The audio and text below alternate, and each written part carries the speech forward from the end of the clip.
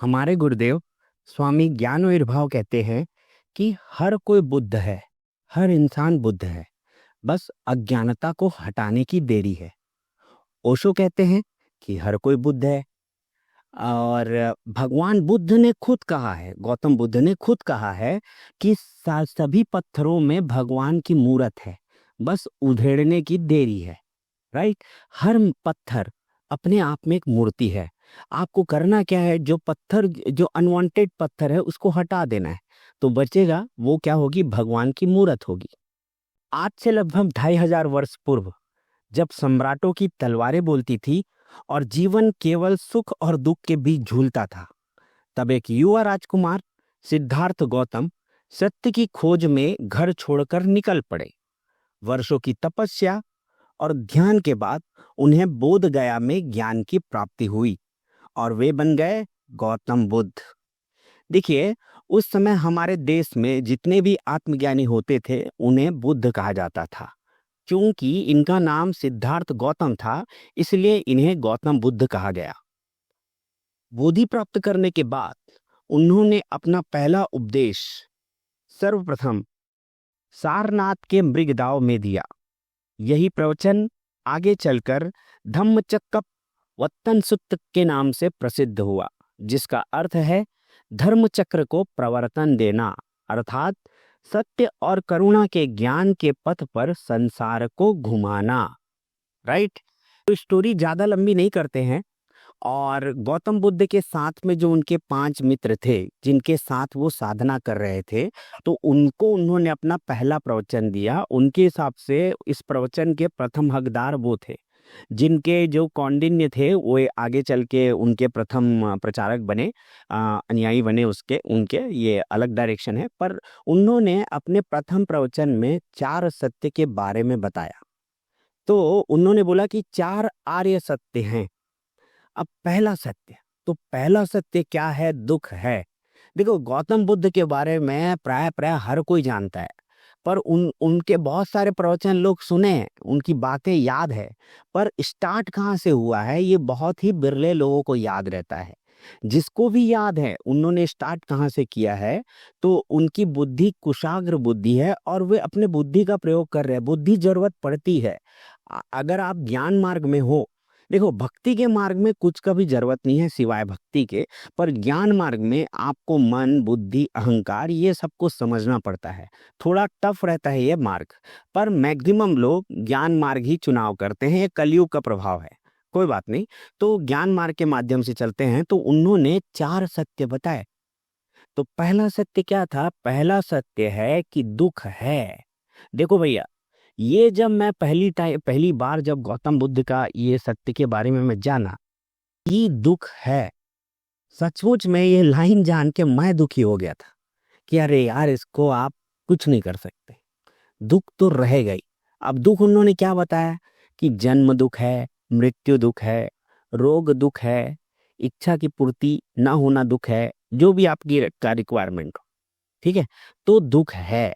अब दुख है ये इतना कॉन्फिडेंटली, देखो गौतम बुद्ध भले आध्यात्मिकता जो है ना वो वैज्ञानिक प्रमाण से कहीं आगे है। ऐसा नहीं है कि मतलब विज्ञान को सेटिस्फाई करेगा ही करेगा, ऐसा है ना, मतलब आगे है रेस में बहुत। ऐसा नहीं है कि वो अलग डायरेक्शन है, आध्यात्मिकता वैज्ञानिक डायरेक्शन अलग है, नहीं। आध्यात्मिकता बहुत आगे है, विज्ञान रेस में पीछे है, पर डायरेक्शन दोनों का सेम है। दोनों सत्य की खोज में ही सत्य ही खोज रहे हैं। और सत्य की खोज अगर इतने दिनों से चलते आ रही है तो ऑब्वियस सी बात है मार्ग दोनों का एक ही होगा। बात बस पहुंच की है, कौन कहां तक पहुंचा। राइट। तो दुख है, दुख को क्या बोल सकते हैं हम, निगेटिव, है ना, ऋणात्मक। ठीक है, निगेटिविटी। अब देखो, आप एक सिंपल सी बात को समझो। आप सिंपल एक चलते भी हो ना तो पहले पैर को पीछे धक्का देते हो, जब आप तैरते हो तो पानी पीछे धक्का देते हो। राइट। तो ये क्या है, आपका बढ़ना है आगे, पर आपका एक्शन किस डायरेक्शन में रहता है, निगेटिव डायरेक्शन में, बैकवर्ड डायरेक्शन में। तो इसीलिए गौतम बुद्ध ने कहा है कि कुछ हो चाहे मत हो, दुख रहेगा ही रहेगा। तो और गहराई में बोलूं ना तो होने का कारण है ना होना, निगेटिव। सबसे पहले निगेटिव होगा, ठीक है, सबसे पहले वैक्यूम क्रिएट होगा, ठीक है, उसके बाद ही एक्शन होगा, क्यों, तभी आपको एनर्जी एक जगह कंसंट्रेट होगी। जब तक आप स्पेस क्रिएट नहीं करोगे ना, तो एनर्जी कंसंट्रेट होगी नहीं, है ना। आपको पॉजिटिव या आप प्लस डायरेक्शन में आपको कुछ मिलेगा ही नहीं। विज्ञान के स्टूडेंट इसको समझ सकते हैं, या जो ज्यादा डीप में विज्ञान को समझता होगा तो मेरी बात को समझेगा, ठीक है। और जो जानता है वो तो जानता ही है। तो पहला सत्य कि दुख है भैया, देखो इसको मात्र आप जानो। जानना का मतलब क्या, एक्सेप्टेंस, एक्सेप्ट करना। हाँ ठीक है ना, जैसे आपको पता है ना कि आप उड़ नहीं सकते, आपको बुरा लगता है क्या? आप चिड़िया को उड़ते देखते हो, आप उड़ नहीं सकते तो आपको बुरा लगता है क्या?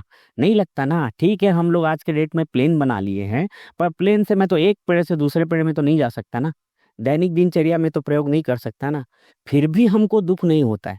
और देखो हमने उड़ने का प्लेन बना लिया, राइट, क्योंकि हम दुखी नहीं रहते। अगर दुखी रहते ना तो अभी तक बस दुखी ही रहते, कुछ करते नहीं, राइट। दुखी नहीं होते हैं करके हमने कुछ किया और प्लेन बनाया, राइट।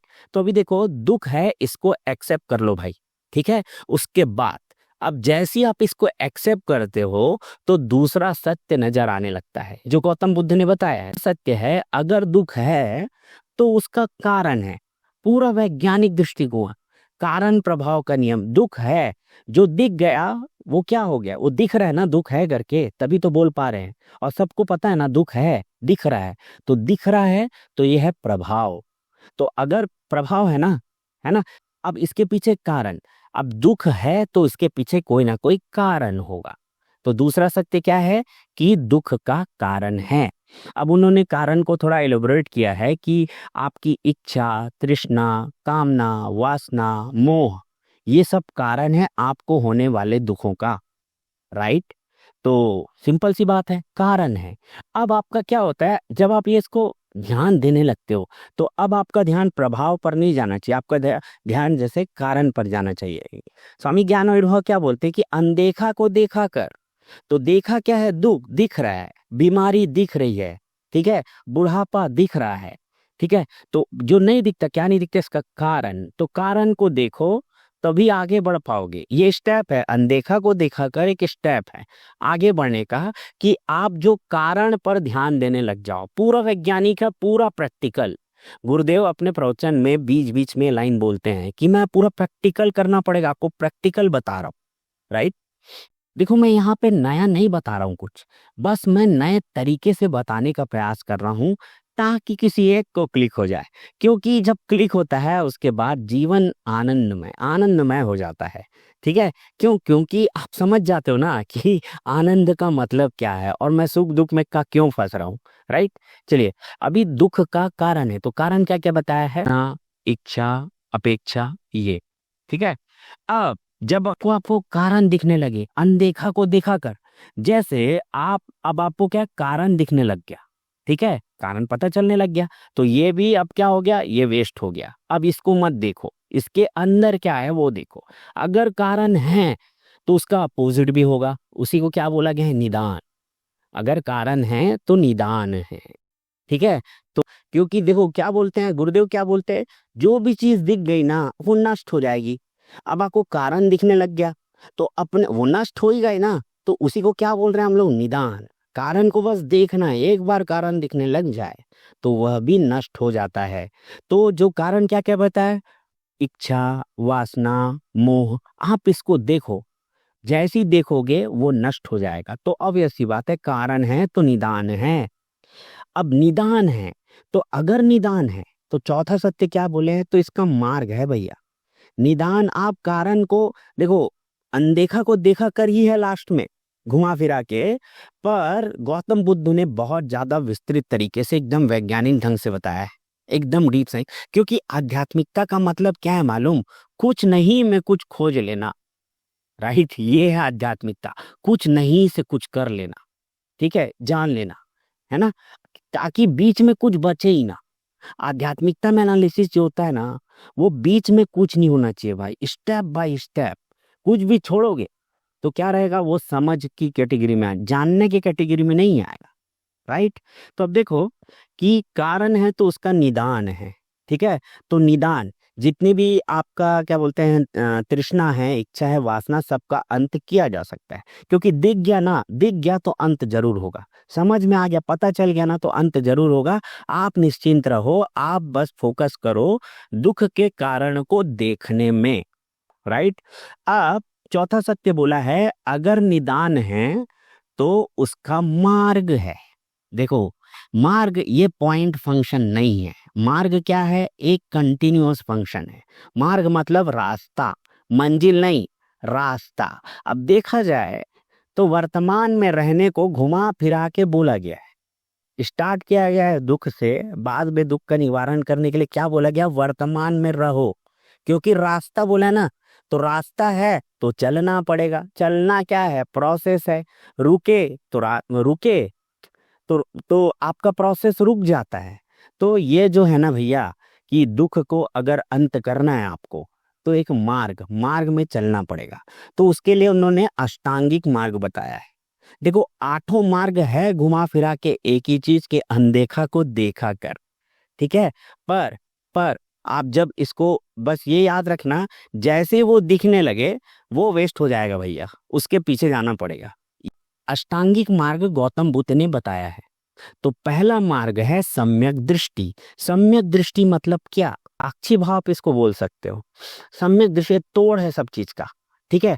अब देखो, साक्षी भाव को कोई कौन कैसे समझ रहा है, ठीक है, उसके ऊपर डिपेंड करेगा कि उसका साक्षी भाव और मैं जो साक्षी भाव बोल रहा हूँ वो कौन सा भाव है। ठीक है। तो पहले इसको थोड़ा समझो।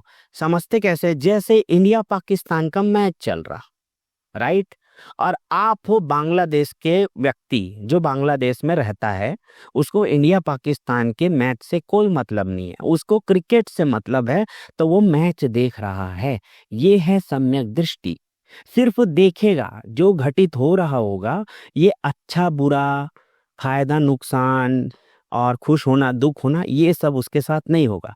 आप जैसे इंडिया में निवास करते हो तो आप जाके ऑस्ट्रेलिया और न्यूजीलैंड का मैच देखो। ये है सम्यक दृष्टि।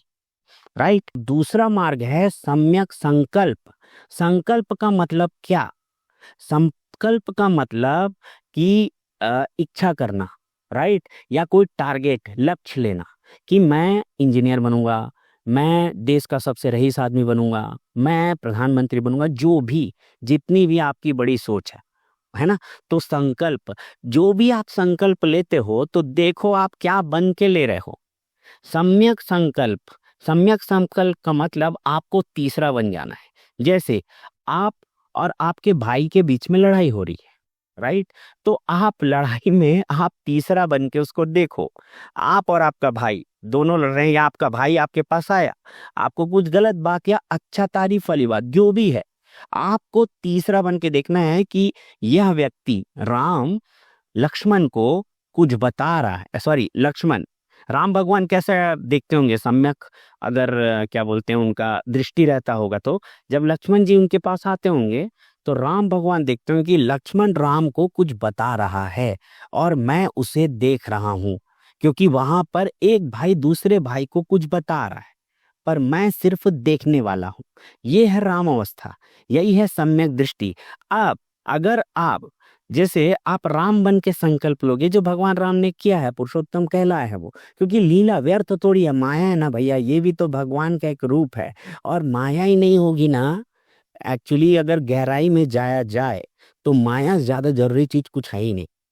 परमात्मा के लिए सबसे महत्वपूर्ण है माया। हालांकि हालांकि परमात्मा या शिव ही इसका प्रलय करके नष्ट करते हैं, पर क्रिएट भी परमात्मा ही कर रहे हैं। तो माया बहुत ही अ, खूबसूरत है। इसलिए आप देखना, प्रेमानंद जी क्यों बोलते हैं राधे राधे? आप राधे राधे बोलो, कृष्ण कृष्ण मत बोलो। क्यों? क्योंकि माया, माया प्रिय है। माया का अस्तित्व होना बहुत जरूरी है। जो भी लीला चल रही है, प्रपंच चल रही है, आप भागो मत इससे, आप सम्यक दृष्टि अपनाओ। हालांकि गौतम बुद्ध ने संन्यास मार्ग पर जोर दिया है, पर मेरे हिसाब से वो मतलब संन्यास के लिए आपको घर छोड़ने का जरूरत नहीं है। हमारे सनातन धर्म में ऑलरेडी चार चार आश्रम हैं। ठीक है, ब्रह्मचर्य आश्रम, फिर गृहस्थ आश्रम, फिर वानप्रस्थ आश्रम, फिर संन्यास। या संन्यास आश्रम, फिर वानप्रस्थ आश्रम। तो संन्यास आपको घर में रहकर ही डिस्टेंस क्रिएट करना है, तो सम्यक दृष्टि, सम्यक संकल्प, ये आपको बहुत ही मतलब इसके बिना हो ही नहीं सकता। ठीक है, आप उसको साक्षी भाव बोल सकते हो, सहज समाज, जो बोलना चाहे बोल सकते हो आप, पर ये बहुत जरूरी है। तो सम्यक संकल्प, तो आपको तीसरा बनकर संकल्प लेना है। तो आप क्या ही संकल्प ले सकते हो कि सब खुश रहे, सबका भला हो। पर फिर भी गौतम बुद्ध ने क्या बोला, बहुजन हिताय बहुजन सुखाय। सर्वजन हिताय नहीं बोला क्योंकि इम्पॉसिबल है, क्योंकि दुख है ना वो निगेटिव रहेगा, क्योंकि आप ही कर रहे हो। जैसे ही आप किसी का हेल्प करने के लिए प्रयास करते हो, किसी दूसरे का आप नुकसान कर देते हो। ये सत्य है। ठीक है, ये मैथ्स है, फिजिक्स है। ठीक है, क्योंकि विदाउट रिएक्शन कोई एक्शन हो ही नहीं सकता। तो अगर एक्शन है तो रिएक्शन ठीक वहीं पर उसी समय एग्जिस्ट करता है। राइट। तो अब ये जो मार्ग है, ठीक है, उसमें तीसरा है सम्यक वाणी।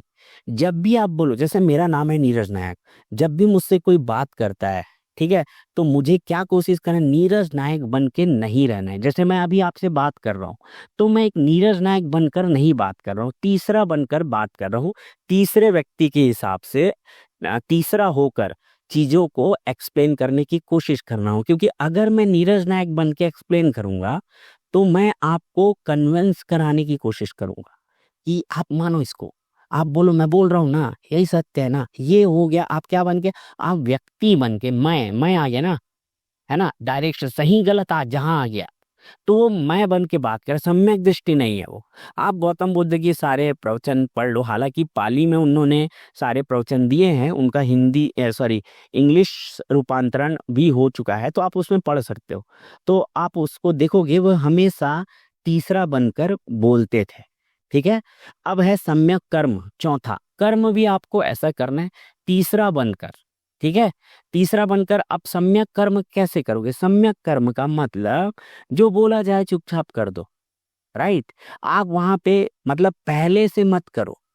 आपको कोई आदेश आए, कोई आपको रिक्वेस्ट करे, ठीक है, या देखो हेल्प मत करो, है ना, जाके मेरे हिसाब से, ठीक है, सम्यक दृष्टि के हिसाब से या सम्यक कर्म के हिसाब से आप जबरदस्ती किसी का हेल्प मत करो, पर जो मांग रहा है उसका जरूर हेल्प करो। राइट। क्योंकि कई बार जिसको जरूरत नहीं होता है तो उसका हेल्प आप कर देते हो। तो इसलिए हमारे कानून में कहा गया है कि 100 गुनाहगार भले छूट जाएं पर एक बेगुनाह को सजा नहीं होनी चाहिए। तो इसलिए हेल्प भी आप बिना मांगे मत करो। राइट।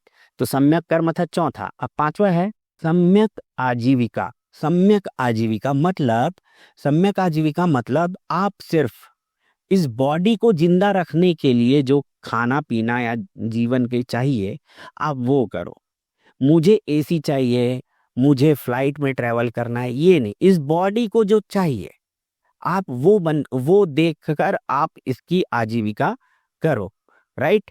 अब देखो, बोलना और करना बहुत अलग अलग बात है। दूसरा चीज, सिचुएशन, समय बदल चुका है, उस समय परिस्थितियां अलग थी। अभी एक नॉर्मल आदमी के पास भी जींस पैंट होता है, नॉर्मल आदमी के घर में भी चेयर कुर्सी ये सब होता है। हालांकि गौतम बुद्ध ने अपने पूरे राजपाट का त्याग कर दिया था, पर वो सिर्फ एक पहलू था। राइट। क्योंकि देखो, उस समय पर अगर सही राजा या उनका वंश नहीं होता आगे चल के, तो बहुत से लोगों का नुकसान हो सकता था, बहुत सा मारकाट भी हो सकता था। तो उस समय की बात अलग है, उनके प्रोस्पेक्ट में बात अलग है। और देखा जाए तो गलत वो भी नहीं है, क्योंकि ठीक है ना, सब एक दूसरे को मारे, क्या दिक्कत है, सब तो मैं ही हूं ना, केवल है ना। ठीक है, तो गलत जैसा कुछ है नहीं यार। आप ना सही गलत के चक्कर में फंसते हो, इसीलिए अंदर इरिटेट होते रहते हो कि वो उसको ऐसा नहीं करना चाहिए। अरे उसके पास इतना पैसा है फिर भी इतना कंजूस रहता है। और देखो ना, इसके पास पैसा नहीं है, दूसरे से पैसा ले लेके खर्चा करते रहता है। अरे आप ही हो यार, आपका एक रूप है, आपको पता नहीं है। ठीक है। तो जैसी जब जानोगे तब समझ में आएगा। गौतम बुद्ध के मुंह पे आकर एक बंदा थूक दिया। राइट। बताओ ना, आपके मुंह पे को थूक के आप रिएक्ट ना करो तो क्या सोच होगी? ऐसा क्या आपको पता है कि आप रिएक्ट नहीं कर पा रहे हो? तो वही बात है कि मैं ही अपने आप पर थूक रहा हूं क्योंकि मैं जब आगे बढ़ता हूं ना तो धक्का पीछे देता हूं। ऋणात्मकता दुख है भैया, ठीक है, इसको एक्सेप्ट करो, ठीक है, उसके बाद ही जीवन आनंदमय होगा। देखो क्या हुआ, गौतम बुद्ध के ऊपर एक बंदा थूका, राइट, उसके बाद वो बंदा क्या चेंज हो गया ना, राइट। तो इसीलिए गौतम बुद्ध ने बोला कि प्रेम, प्रेम का मतलब संभाव, न किसी को देना है न किसी से लेना है। अब छठवां मार्ग बताया उन्होंने, सम्यक प्रयास, वही प्रयास, न किसी से लेना है न किसी से देना है। तीसरे बनकर, जैसे सम्यक प्रयास, जैसे आपको भूख लग रही है, राइट, तो आप प्रयास, आपकी बॉडी को भूख लग रही है, राइट, ये इस प्रयास के साथ आप खाना अरेंज करने का प्रयास करते हो तो ही सम्यक प्रयास है। मुझे भूख लग रही है, मुझे छोले भटूरे खाने का मन हो रहा है, मुझे जो भी है स्पाइसी है, जैसा भी आपका पसंद है, चिकन खाने का मन हो रहा है, ये आपका सम्यक प्रयास नहीं है, राइट। सम्यक प्रयास मतलब इस बॉडी को भूख लगी है तो एज सून एज पॉसिबल जो मिल जाए, जो मिल जाए, ठीक है, और नीतिगत हो, राइट। नीतिगत क्यों, क्यों भगवान गौतम बुद्ध नीतिगत क्यों बात किए, क्योंकि उनके कई फॉलोअर थे और लोग ना जो चाहे अपने मर्जी से फॉलो करते हैं भैया, है ना, क्योंकि वो गौतम बुद्ध जहाँ पे खड़े होकर बोलते हैं सब लोग वहां पर खड़े होकर नहीं सुनते, है ना, सबकी अलग अलग तल है, सात ऊपर सात नीचे, चेतना का अलग अलग तल है, ठीक है। अभी सातवां है सम्यक स्मृति, स्मरण, सम्यक स्मृति। स्मृति हमारा क्या होता है, हमारा शरीर का स्मृति होता है। आप आत्मा की स्मृति में रहो, मतलब 24 घंटे उसी की याद। इसलिए स्वामी ज्ञानेंद्र भाई क्या बोलते हैं कि याद है तो आबाद है, भूला तो बर्बाद है। तो उसकी याद कि मैं तीसरा हूं भैया, ठीक है, ये बॉडी मेरी है, मैं बॉडी नहीं हूं, ठीक है। और लास्ट में आता है सम्यक समाधि। अब समाधि के बारे में मैं अभी तक उतना मेरा गहरा अनुभव नहीं है। समाधि के बारे में बस इतना बोल सकता हूँ कि कुछ न करना, बस अपने आप होने देना। उस समय जो होता है ना, उस समय जो भी घटित होता है, मेरे को इतना कि चेतना पूरी फैल जाती है, डिस्टेंस उसका बड़ा होते जाता है। मतलब आप रहोगे कमरे के अंदर पर आपको बाहर घटित होने वाली चीजों का भी एहसास होने लगता है, और ये होता है, ऑब्वियस सी बात है। आप समाधि के स्टेज में जब आते हो, ठीक है, तो मेरा अनुभव इसका यहीं तक है। बाकी गुरुदेव बोलते हैं कि सारे अनुभव व्यर्थ हैं, पर अनुभव व्यर्थ नहीं है, माया है पर व्यर्थ नहीं है, राइट, ओके।